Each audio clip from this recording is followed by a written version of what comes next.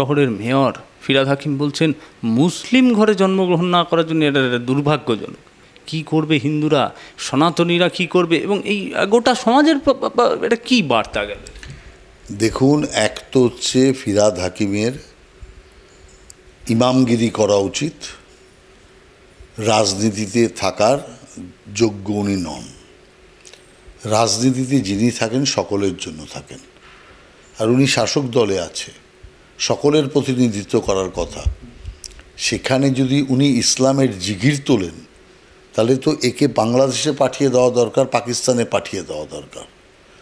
ভারতের মধ্যে এই জাতীয় সাম্প্রদায়িক খেলা করার কোনো অধিকার কারণে।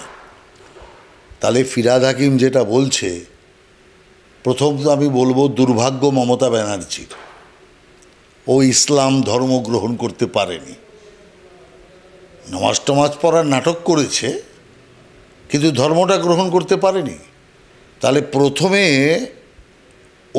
ওর পার্টির মমতা ব্যানার্জি, অভিষেক ব্যানার্জি সহ যারা আছে তাদেরকে আগে ইসলাম ধর্মে দীক্ষিত করে আল্লাহর কৃপা তাদের বিরুদ্ধে পাওয়াক, তারপরে অন্য জায়গায় কথা বলবে। আমি মনে করি যে এর পূর্ণাঙ্গ তদন্ত হওয়া দরকার। শুধুমাত্র হঠাৎ একটা নিছক কথা কিন্তু উনি বলেননি, এর সাথে বিদেশি কোনো উগ্রবাদীর যোগাযোগ আছে কি না এটাও তলিয়ে তদন্ত করার দরকার আছে। আমি মনে করি যে এই লোকটির সাথে অনেক অপরাধ জগতের লোকেদের যোগাযোগ আছে। অতএব সেই কারণে পূর্ণাঙ্গ তদন্ত এর বক্তব্যের উপর হওয়া উচিত, কারণ যেটা বলেছে এটা দেশের সংবিধান, দেশের আইনের পরিপন্থী। এবার আমরা হকার প্রসঙ্গে যদি একটু আসি, তাহলে দেখব প্রশাসনিক বৈঠক, দুটো প্রশাসনিক বৈঠক হলো। প্রথমে সুজিত বসুকে বললেন এবং আরও নেতৃত্বকে বললেন, কিন্তু একবারও ফিরহাদ হাকিমকে বললেন না। উল্টে বললেন যে কর্পোরেশনের গায়ের উপরে কি করে হকার বসছে তা দেখতে, রোজ একটার পর একটা হকার বসছে, নেওয়া যাচ্ছে না, জঞ্জালময় পরিস্থিতি। 1 মাস সময়ও দিলেন পরের দিন। এবং আমরা দেখলাম একটা দ্বৈত নীতি চললো, এবং এই দ্বৈত নীতি হচ্ছে নোটিফিকেশান না হওয়া, তারপরে এই বুলডোজার চললো, প্রশাসন অতি সক্রিয় হলো। এবং আমরা অনেক ক্ষেত্রেই প্রশাসনকে অত সক্রিয় দেখি না যতটা প্রশাসনিক নির্দেশ পেলে, প্রশাসনিক প্রধানের নির্দেশ পেলে। সেখানে ফিরহাদ হাকিম তো মেয়র শহরের, তার দায়িত্ব। তাহলে কি বসানো হতো হকারদের? এবং তারপরে আবার এই সমস্যা, যখন এই সমস্যা দেখছেন মুখ্যমন্ত্রী কী বলছেন? আপনি দেখবেন যে হকার উচ্ছেদের যে নাটকটা হয়েছে সেটা শুধুমাত্র হিন্দু এলাকায় হয়েছে। কেন আপনার মেটিয়াবুরুজে হকার উচ্ছেদ হবে না? মেটিয়াবুরুজে তো হকারের জন্য চলাচল করা যায় না। খিদিরপুরের অবস্থা তথৈবচ। রাজাবাজারে আপনি গিয়ে দেখুন কি অবস্থা আছে। এই রকম আরও কয়েকটা নির্দিষ্ট জায়গা কলকাতায় আছে যেখানে সবচেয়ে বেশি হকারের দৌরত্ব। ধর্মতলা চত্বর, সেখানে কেন সর্বত্র হানা হলো না? বেছে বেছে কেন মানিকতলা, খান্না, গড়িয়াহাট এইসব জায়গায় কেন? এই প্রশ্নের উত্তর আগে মমতা ব্যানার্জিকে দিতে হবে, ফিরহাদ হাকিমকে সুবিধা করে দিতে। সেই জন্য আমি মনে করি এই হকার উচ্ছেদটাই সাম্প্রদায়িকতায় ভরা। ববি হাকিম আজকে যে কথাটা বলেছেন, মমতা ব্যানার্জির উচিত ছিল ওকে দল থেকে সঙ্গে সঙ্গে বহিষ্কার করে গ্রেপ্তার করা। কারণ উনি এর আগে বলেছিলেন, প্রকাশ্য জনসভায় বলেছিলেন মেটিয়াবুরুজে, যে মেটিয়াবুরুজ খিদিরপুর হচ্ছে মিনি পাকিস্তান।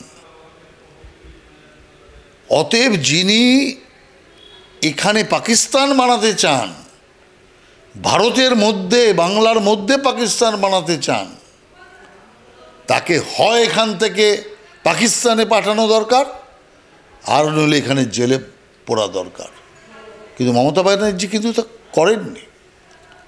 তার মানে হচ্ছে যেই উগ্রবাদী শক্তিকে, এই ইসলামী শক্তিকে, বা যারা এই জেহাদি শক্তি, তাদের সাথে মমতা ব্যানার্জির যোগসাজশ স্পষ্ট। ভয়ে হোক আর ভক্তিতে হোক তিনি তাদেরকে ঘাটাতে সাহস পাচ্ছেন না, বরঞ্চ বাহবা দিচ্ছেন। এবং আমরা একটু যদি শান্তনু ঠাকুর বনগাঁর দিকে চলে যাই, একদম কালকের খবর, একটা প্যাড দেখলাম শান্তনু ঠাকুরের লেখা সই করা, সেইখানে উনি অবাধ যাতে গরু এপার ওপার করা যায় সেই রকম একটা বারবার একটা পত্রিকার হেডলাইন হয়ে গেলেন একেবারে শান্তনু ঠাকুর, মোদির মন্ত্রিসভায় গরু পাচারের যোগ। এই কোন চিত্র, কি ব্যবস্থা নিয়েছে দল কিছু, বা এটা কোন বার্তা দেয়? হ্যাঁ, এটা শান্তনু ঠাকুরই স্পষ্ট করতে পারবে, আমাদের এ ব্যাপারে কিছু জানা নেই। তো যদি এই বিষয়ে তদন্ত যারা করছে তারা তদন্ত করুক, আইন যা স্থির করবে সেটাই হবে, আইনের পথে চলবে। এর মধ্যে কতটা সত্য আছে, কতটা তৈরি করা, এই বিষয়গুলো নিয়ে অনেক বিতর্ক আছে, কিন্তু আমরা মনে করি যে সত্য যেটা সেটা প্রকাশ করার জন্য, তার জন্য তদন্ত হোক, এবং তদন্তে যেটা হবে সেটাইকে আমরা মেনে নেব। একদম তাই। আমি জোট প্রসঙ্গটা দিয়ে শেষ করব। একটা জোটের যে প্রসঙ্গ, জোটের আশা ছিল বামেরা ঘুরে দাঁড়াবে, ঘুরে দাঁড়ানো হলো না, 1% ভোট কমে গেল। আমি বলছিলাম যে এই জোট নিয়ে আবার একটা নতুন বিতর্ক হলো বিকাশ রঞ্জন বাবুর কথায়। তিনি ব্যক্তি পূজায় বিশ্বাস করেন না, মীনাক্ষী, আগুন পাখি, এইগুলো বলা নিয়ে নানা রকম বিতর্ক তৈরি হলো, এবং তারপরে একের পর এক মন্তব্য শুরু হলো কংগ্রেস থেকে, সিপিআইএম থেকে। জোটে কি বনিবনা হলো না? আর কি এই রাজ্যে, আমি বলছি সিপিআই যে বামফ্রন্ট, সেই বামফ্রন্টের শরিকদের মধ্যেই তো এবার দেখছি গণ্ডগোল। লিবারাল পার্টি এক কথা বলছে, সিপিআই এক কথা বলছে। দেখুন, 34 বছর সিপিএমের দাদাগিরি বামফ্রন্টের বিভিন্ন শরিক দল মুখ বুজে সহ্য করেছে। কথায় কথায় সিপিএম বলতো তাড়িয়ে দেবে, আর তাড়ানোর ভয়ে, সরকার থেকে নাম কেটে যাবে তাই ভয়ে, এই আরএসপি, ফরওয়ার্ড ব্লক, সিপিআই, এই যত পার্টি আছে সব চুপ করে চোরের মতো মাথা নিচু করে বসে থাকতো, সিপিএমের হুকুম তামিল করত। এখন আর সিপিএমের কিচ্ছু নেই। অন্যান্য শরিকেরও যে অবস্থা, সিপিএমেরও সেই অবস্থা। এখন এত দুর্দশা সিপিএমের, কংগ্রেসকে ধরে আর গোপনে তৃণমূল কংগ্রেসের সাথে আঘাত করে নিজেদের জমি ফেরানোর চেষ্টা করছেন।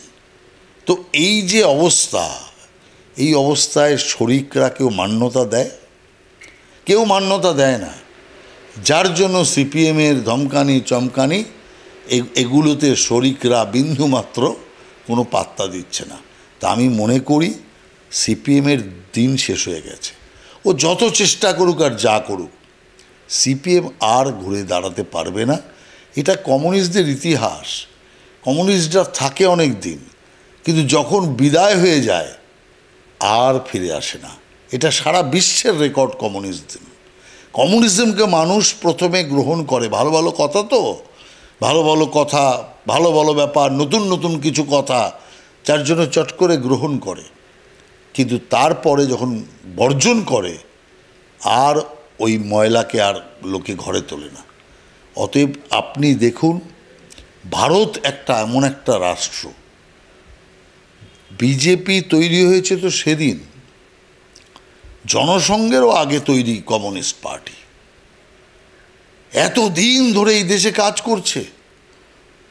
ওই কেরালা, ত্রিপুরা আর বাংলা, তার থেকে বাংলা বাদ হয়ে গেছে, ত্রিপুরাতে ধুয়ে মুছে শেষ, কেরালায় যাব করছে। তো সারা ভারতবর্ষ কেন গ্রহণ করলো না কমিউনিস্টদের? তার কারণ ভারতের মানুষের যে দূরদৃষ্টি, তাকে আমি সেলাম করি। এত পার্টি এত কিছু করলো, কত ছোট পার্টি কত বড় হয়ে গেল, আর সারা দেশে কমিউনিস্ট পার্টি কংগ্রেসের তাবেদারি করে, এই পার্টির ওই পার্টির তাবেদারি করে, জোট বানিয়ে ওই সেই করে কিছুতেই কোনো সুবিধা করে উঠতে পারলো না। কেন জানেন? প্রথম থেকে মানুষ দেখে নিয়েছে এরা ব্রিটিশের দালাল, এরা ব্রিটিশের গুপ্তচরের কাজ করেছে। স্বাধীনতা আন্দোলন যাতে ধ্বংস হয়ে যায় তার জন্য ব্রিটিশের টিকটিকির কাজ করেছে এরা, যে কারণে মানুষ, ভারতবর্ষের মানুষ ওদেরকে গ্রহণ করেনি। দুর্ভাগ্যের কারণে বাংলা আর ত্রিপুরা আর কেরালার মানুষ গ্রহণ করেছিল, কিন্তু তারাও বর্জন করেছে। সেই কারণে আমি বলছি যে এই কমিউনিস্টের আর কোনো আশা নেই। ও এই কংগ্রেসেরকে ধরে, ওই পার্টিকে ধরে, সেই পার্টিকে ধরেই ওদের চলতে হবে। এখন বামফ্রন্টও নেই, ওদের কোনো জোটও নেই।